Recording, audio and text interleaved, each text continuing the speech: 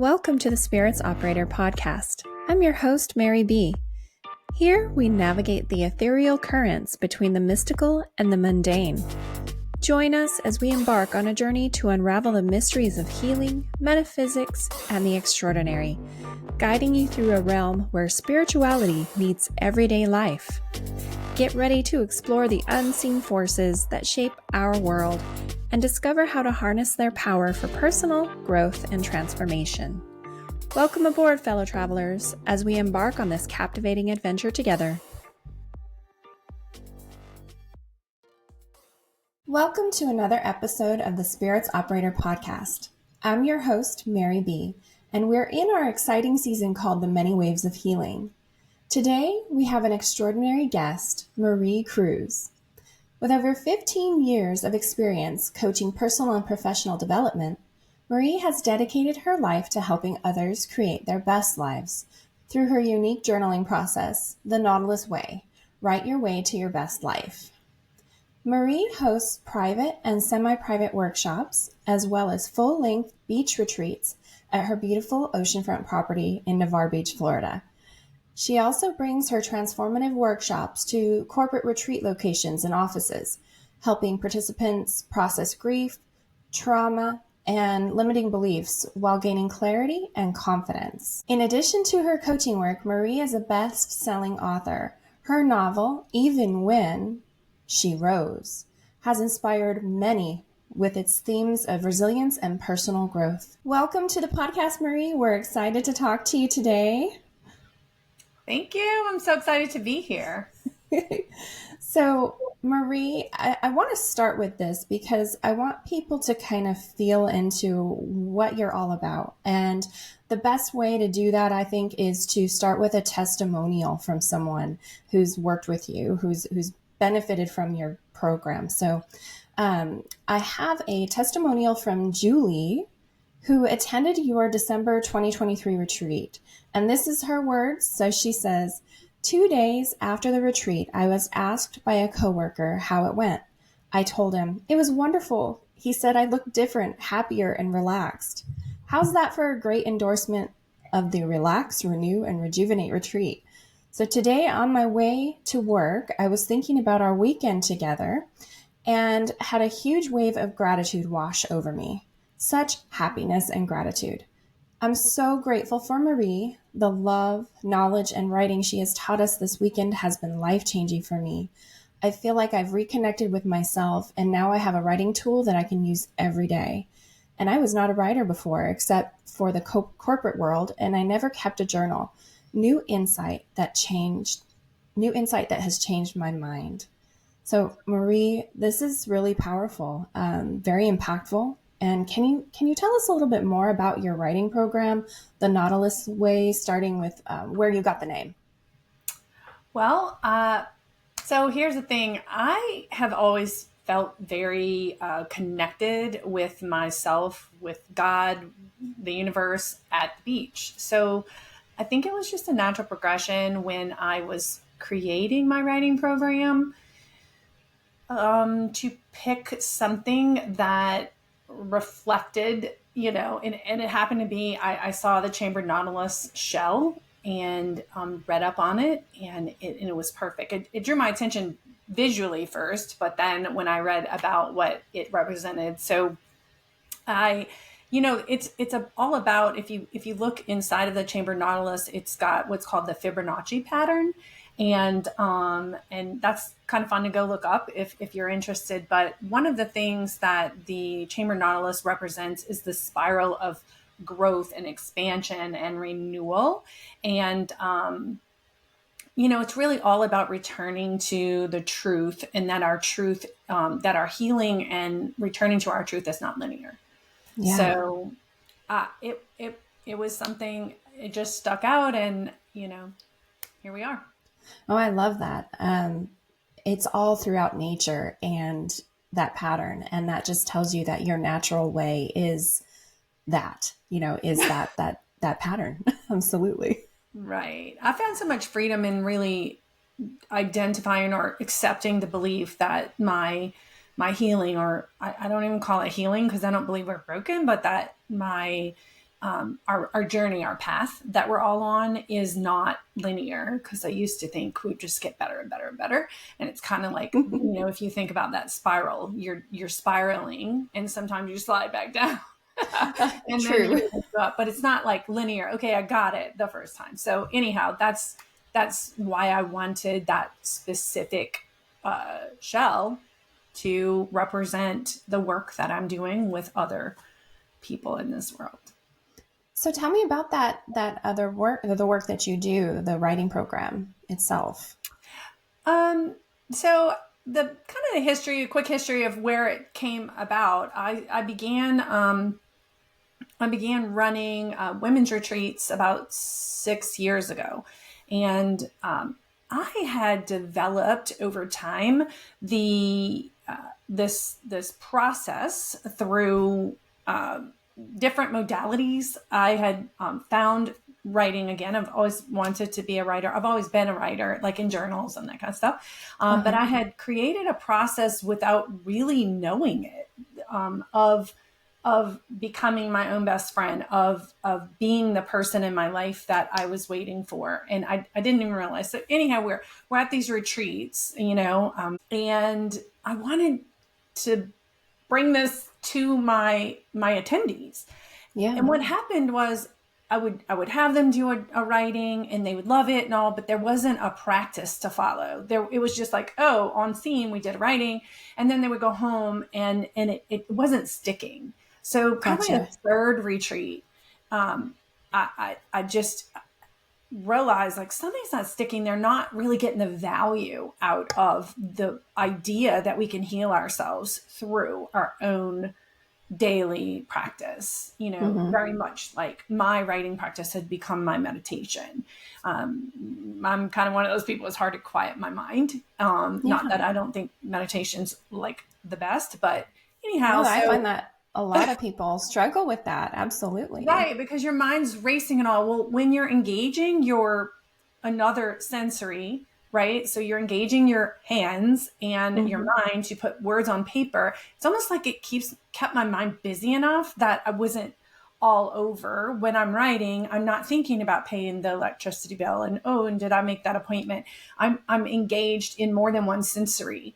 And so Mm-hmm. for me, it brought me so much uh, relief. And Yeah. even my therapist, who I had been working with since I was in my 20s, he said, I believe that your writing that you do, this habit you've created, is your form of meditation. So, anyhow, back to the retreats.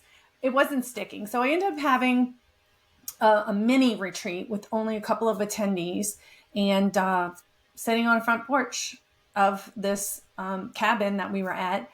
I was like, I had no agenda. I was like, here's what we're going to do. And from that experience came this 4-step process. It was kind of Wow. interesting. Like, how do I start this? How do I get them to do what I had been doing that had helped me heal through so many tragedies, and Mm. I'd had a lot happen in my life.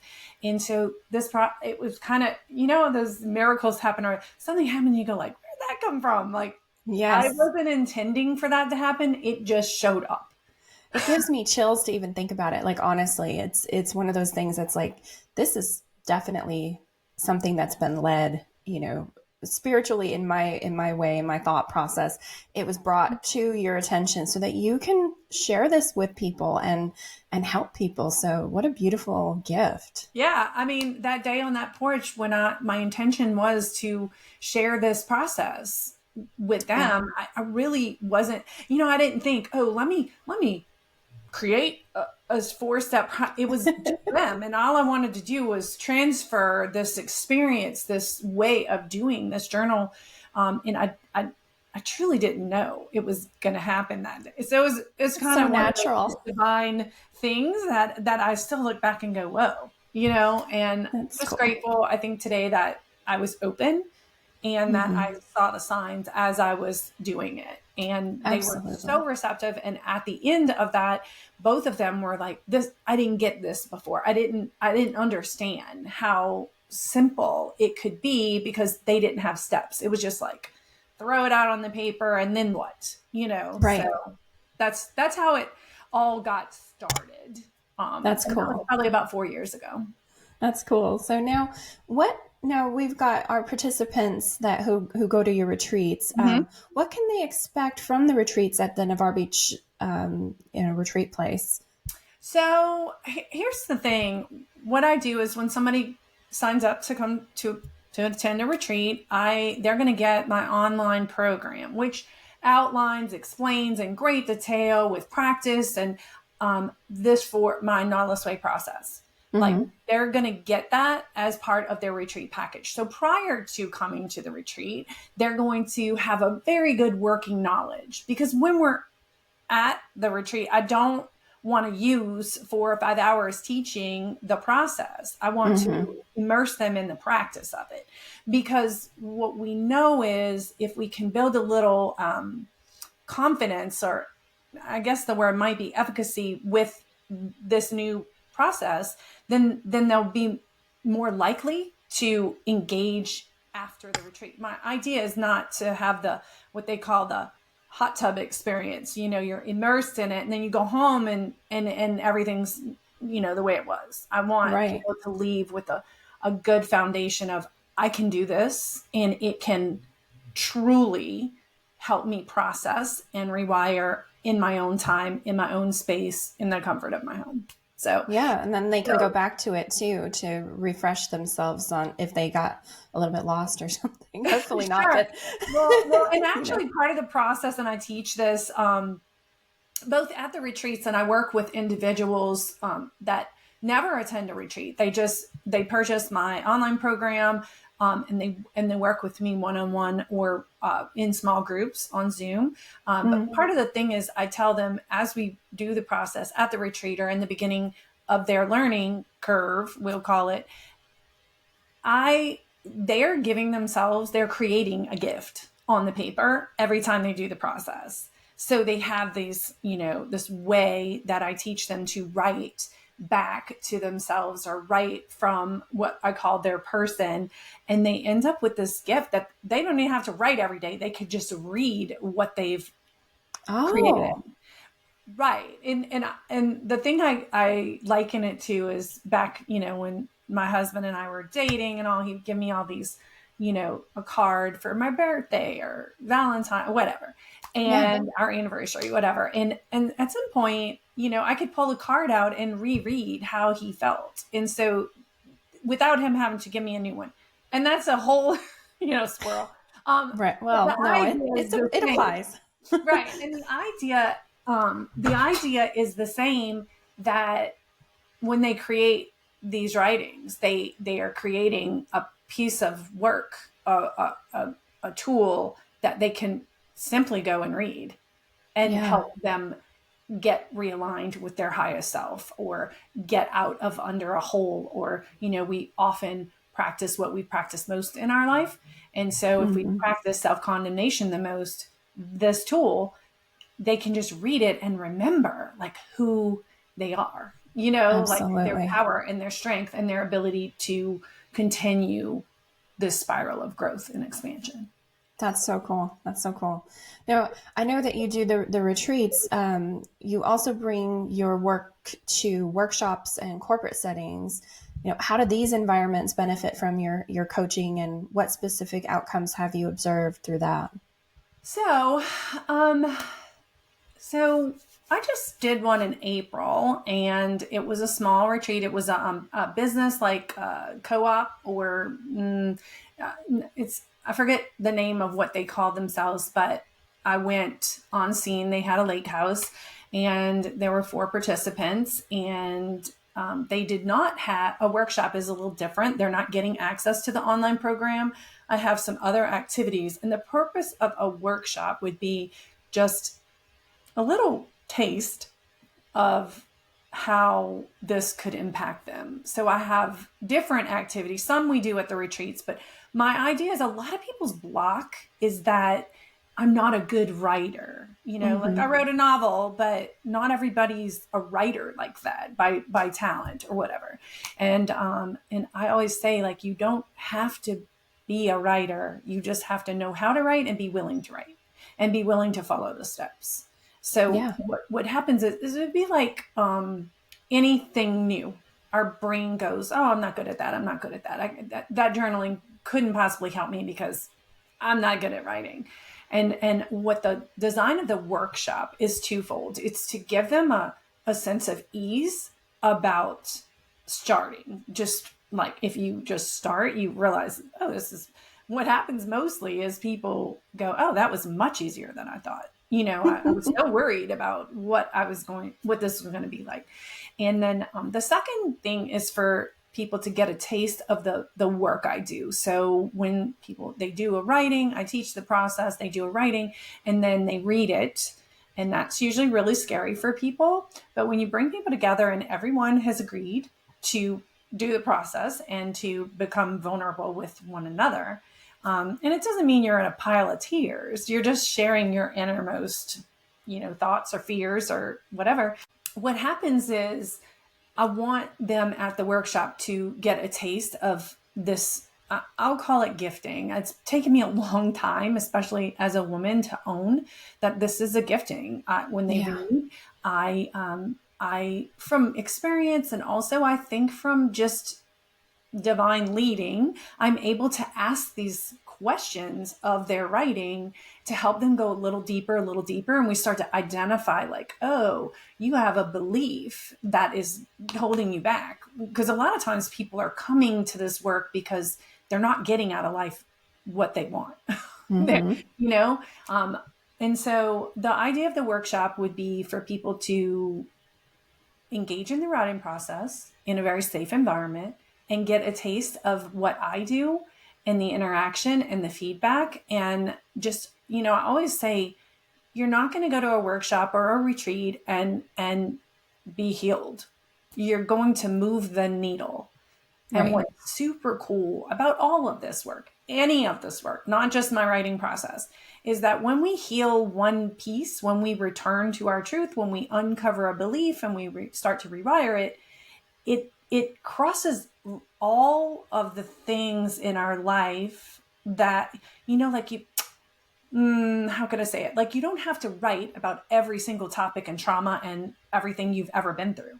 Because Mm-hmm. this belief in yourself or not in yourself, is going to impact anywhere else in your life that belief is showing up and stopping you. Does that make That sense? pattern. Yeah, that pattern that people get themselves in. Mm-hmm.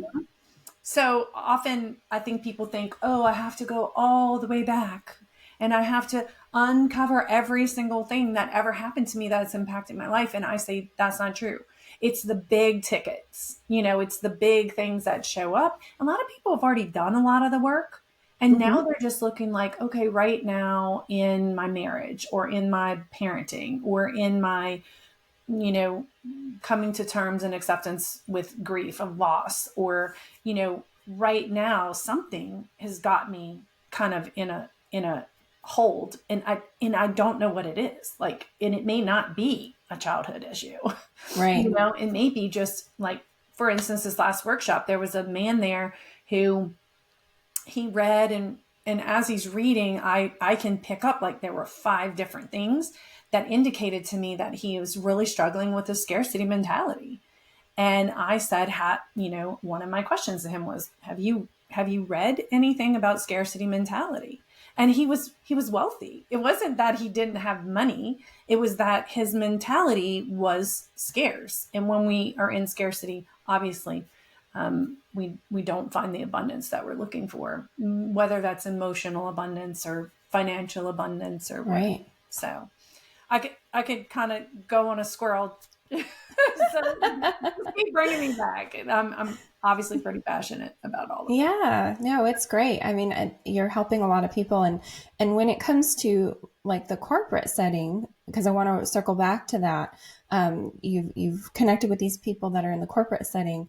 How does that then apply to their corporate job lineup? Like, how does that work with that? Wow, right.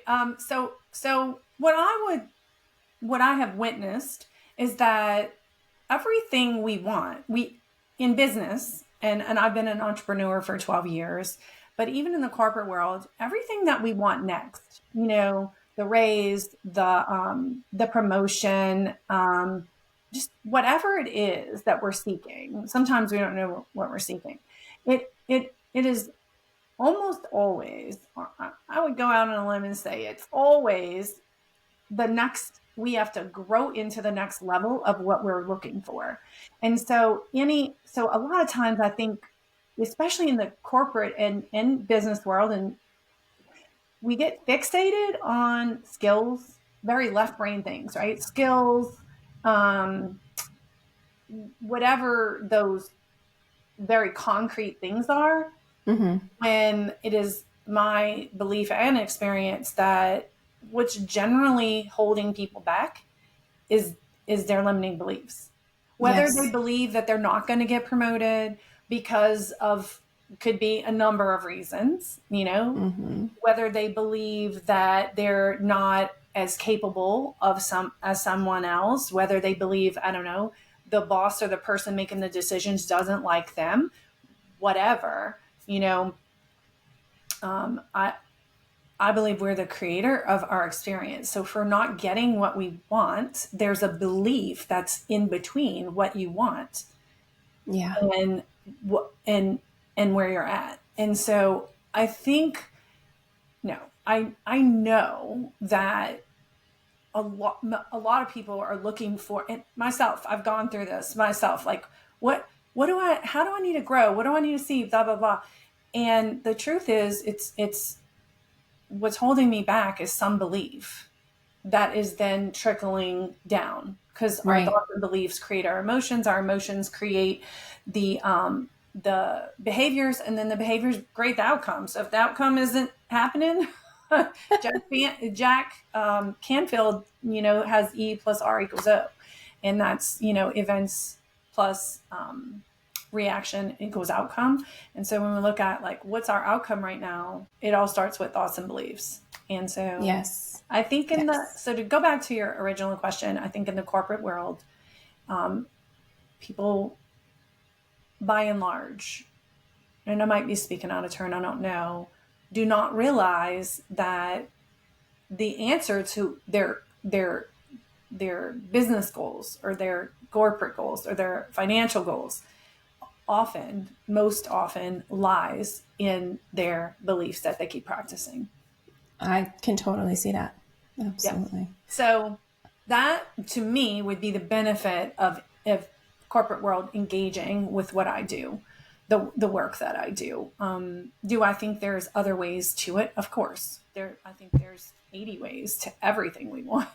But I do think that most of the time we get stuck on habits, we get stuck on behaviors, we get stuck on, if I just get up earlier enough in the morning. But if you have a core belief that you don't deserve it or you can't accomplish it, getting up in the morning and doing all the things isn't going to get you there.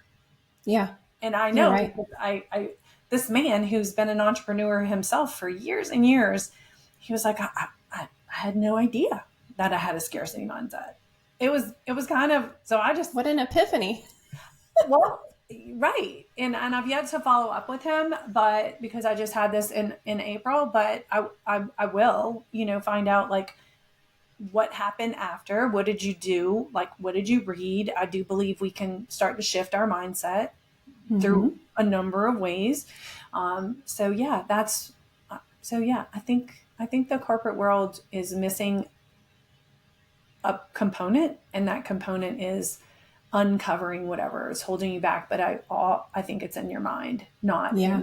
mostly not in just ability. It's in mindset. I'd have to agree with that.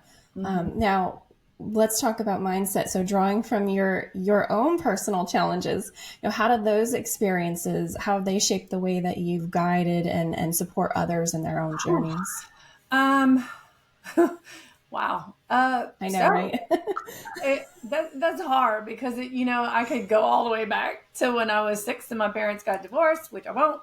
I wrote a novel, and it's a fiction novel about my life. So if anyone's interested in the path that I've taken, you can read that. But I would say most recently, the reason that I really engaged in the writing process even more was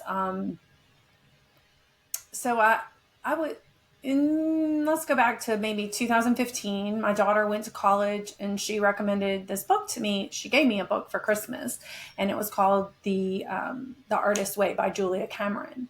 And in that book, which I highly recommend, she takes you through something called the morning pages. And this is just a daily sit down to just get everything out of your mind so that you can start your day without all the junk, you know. Mm-hmm. So I started there, and that's what became my journaling practice.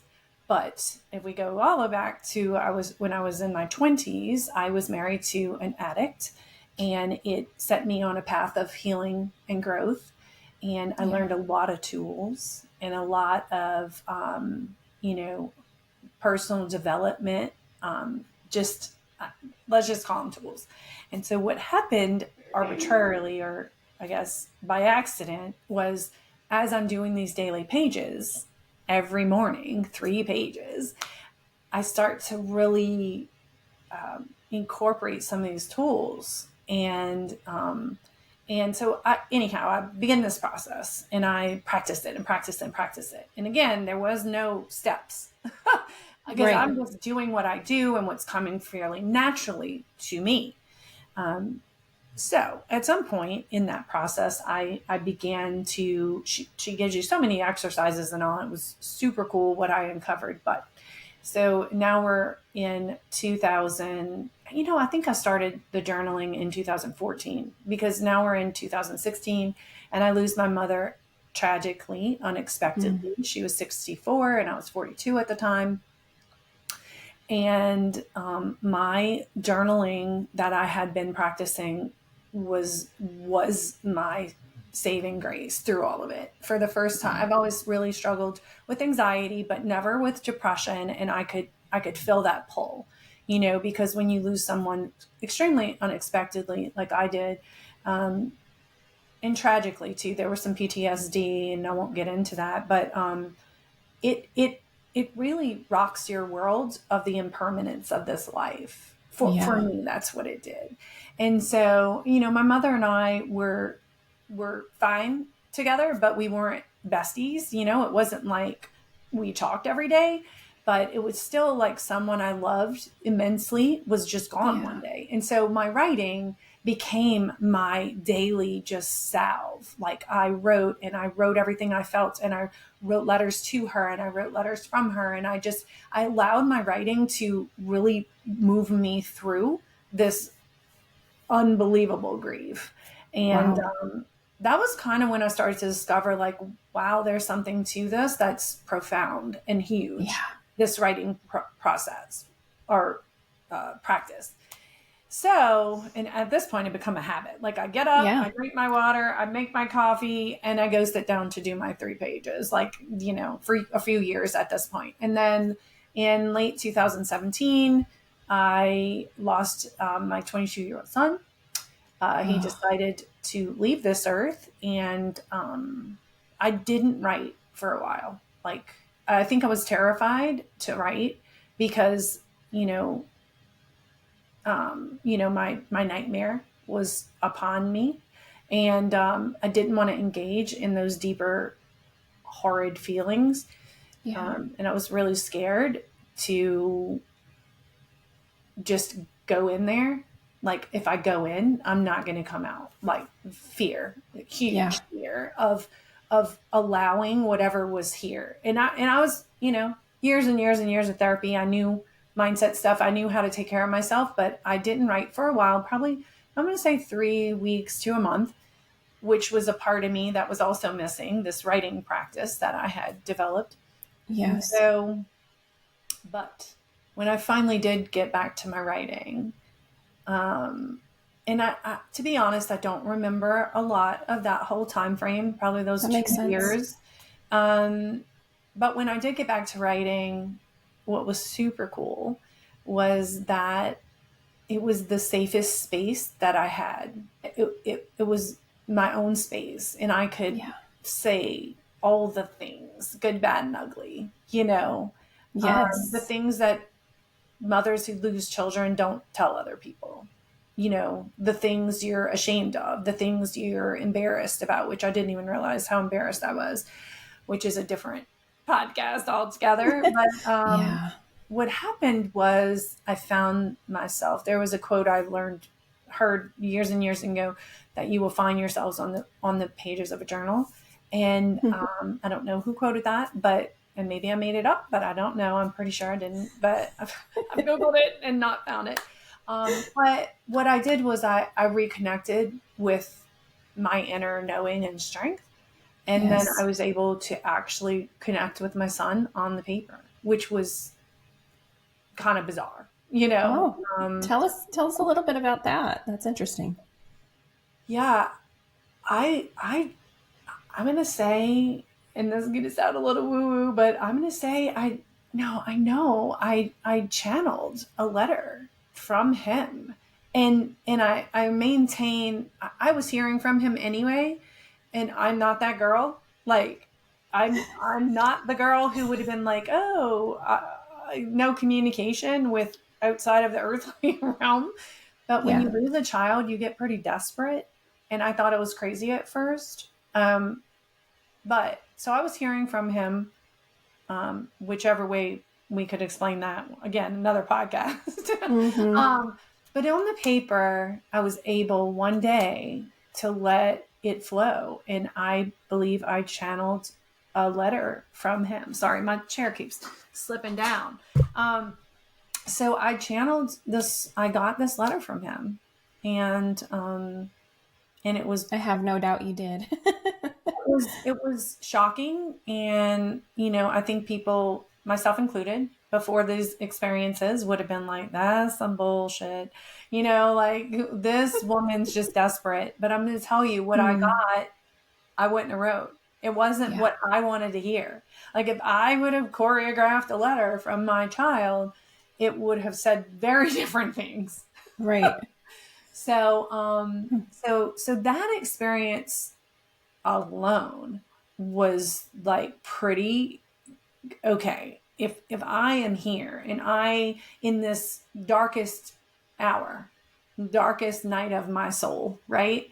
And Yeah. if I am able to use journal writing to save myself, to hear from a loved one, to um, just help me make it through, then what could this do for, like, regular stuff, Yeah.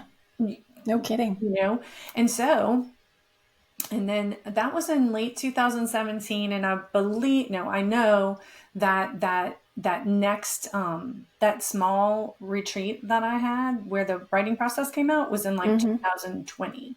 So I kept using my process and trying to teach it at the retreats until I put some structure to it. And That's cool. so I maintain that if if this process really helped me move through the grief, not recover, not, you don't get through grief, you like move through it, Yeah. find some acceptance. If it helped me in that, you know, darkest place, then who couldn't it serve? Absolutely. And I'm really glad that you followed your heart on this, because that's, your heart is huge, and so you're sharing your vulnerability with others, especially, saying this out loud, talking to people about it, sharing. But they, whatever they're going through, they can empathize, they can connect with that, and see where their life needs that too. And so I'm really glad that you've honored this process and have been able to share it with others. I got to tell you, it was really tough because I'm pretty vanilla. I'm pretty, I used to be fundamentalist. I used to believe that any sort of spiritual connection was not good, or it Yeah. was just like a set of beliefs that I had. And but I say this all the time: when it's your child and they are no longer here, Yeah. my whole world just expanded because I was very desperate for connection. And I don't want to make it all about that, but even in my retreats, I always say, like, look, y'all, if I can do this work and I can find my way to peace and joy through this, you know, loss or change and, him not being here, then give me what you got. Because Yep. No, I think it's very good that you share that, and people can relate in their own way to well, stories, you and I know? think it's really important to, I think it's of the utmost important that I don't look at it and say, oh, well, you lost your mom, I lost my kid. There's no comparison, because Right. I lost my mother first. Yeah. And had I not lost my child, that in and of itself was life altering. Yes. So I understand that if that's the only person you've lost, that it is equally as profound, because it's the extent of your experience. Does that make Yep. sense?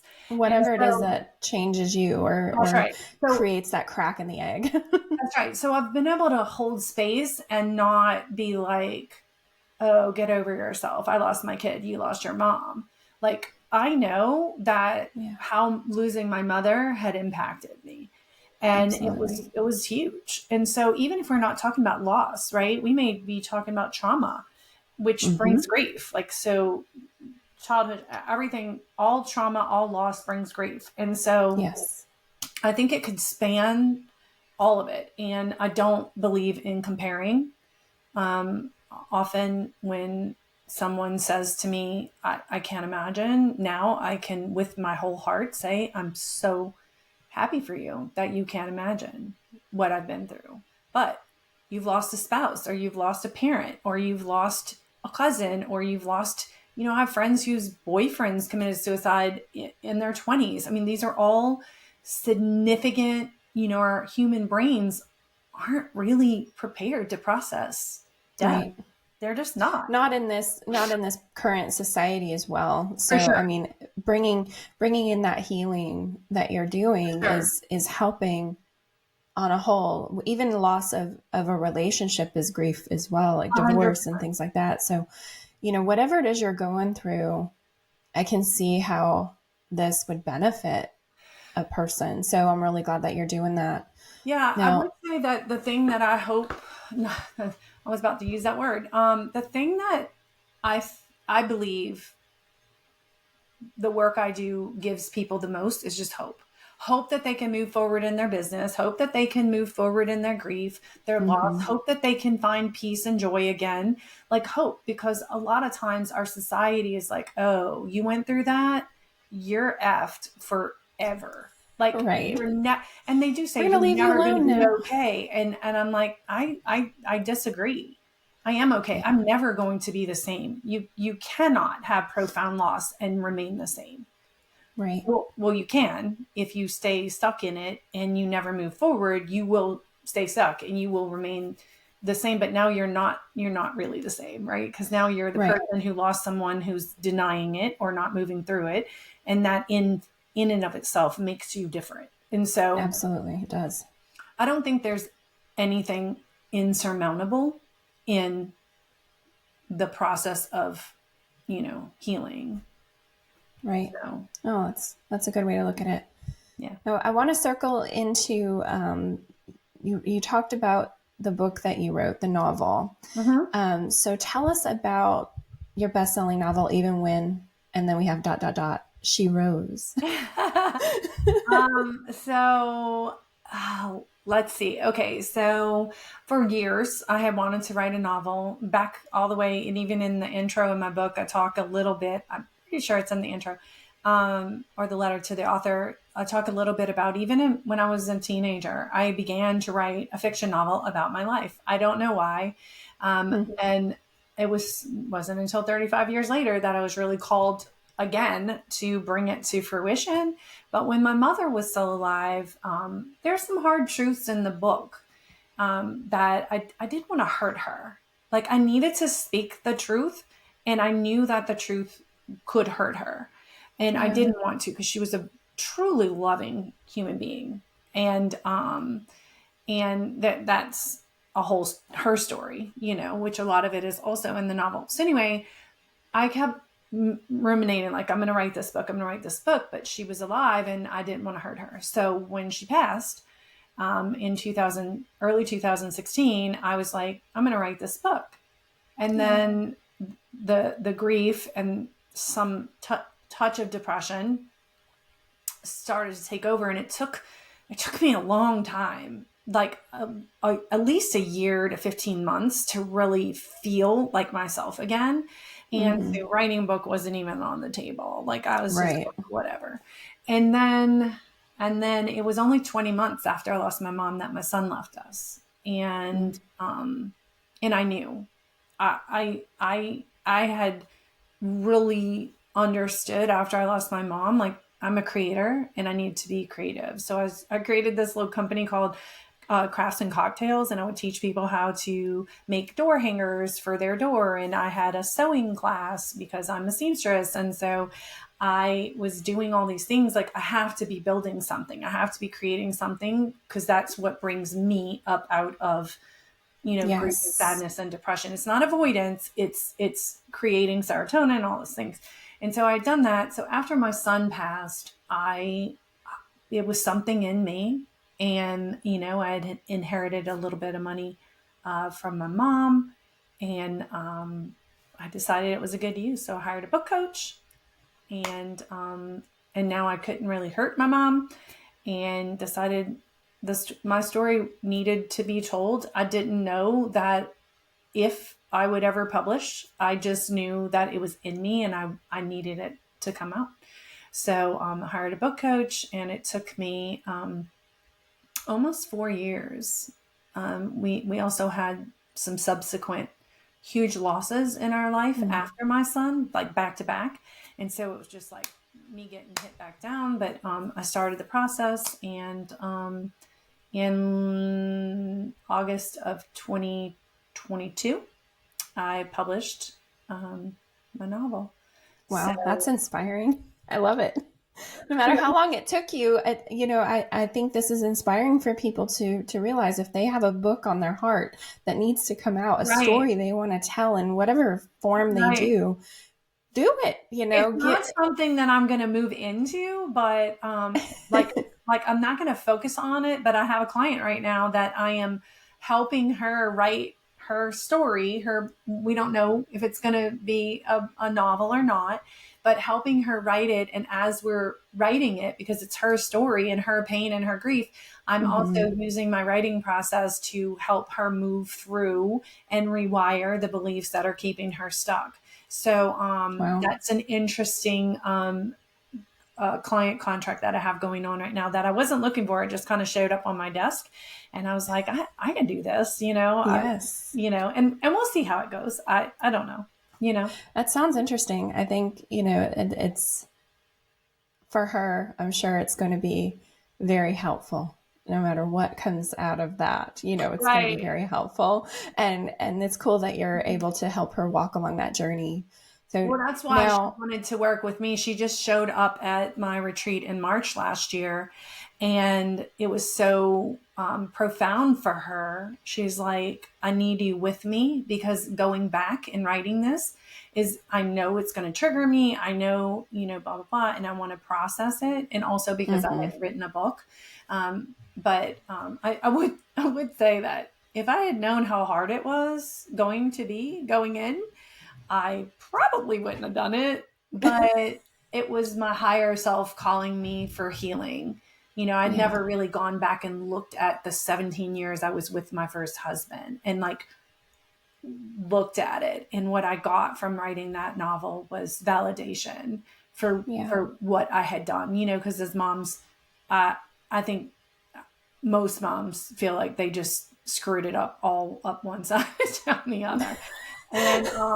And what I got from it was, I think the universe was calling me to it because I was ready for it. I was ready for the healing, and I was ready to tell my story.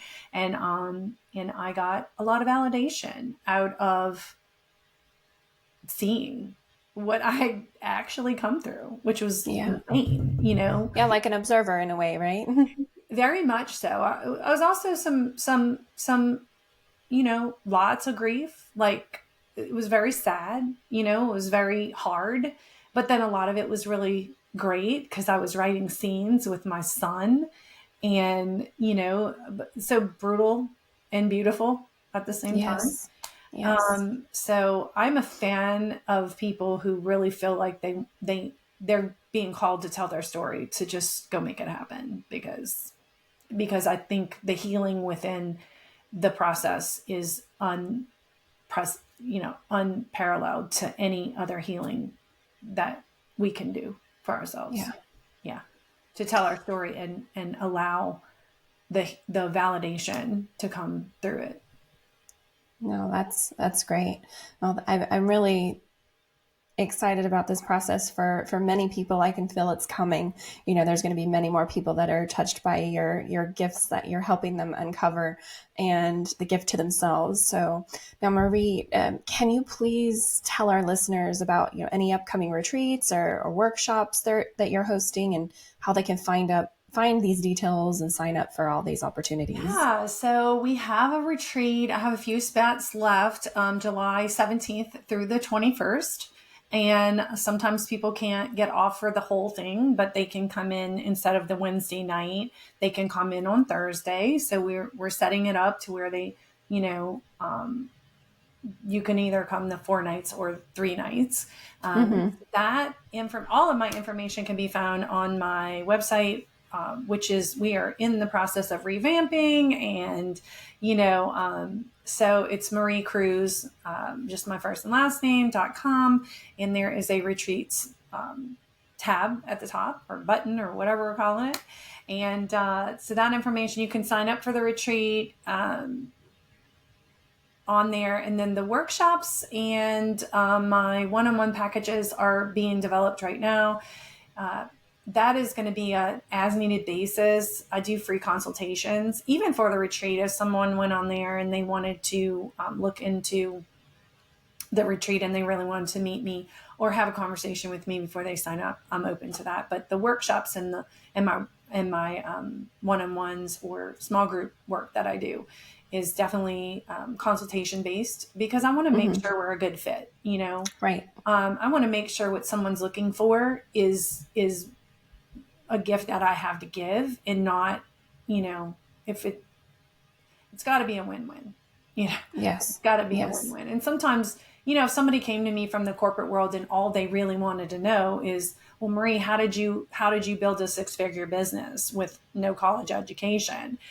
Like, we're going to have to go through the writing process, or some form of collaborative process, because that's how I did that. It Yes. wasn't from reading the left brain stuff and putting habits in place. The habit became uncover the beliefs, rewire them, step into your greatness, step into your ability to create anything you want in this life. And that comes through mindset work, not through, although I think those other books push you in that direction, but it Mm-hmm. doesn't.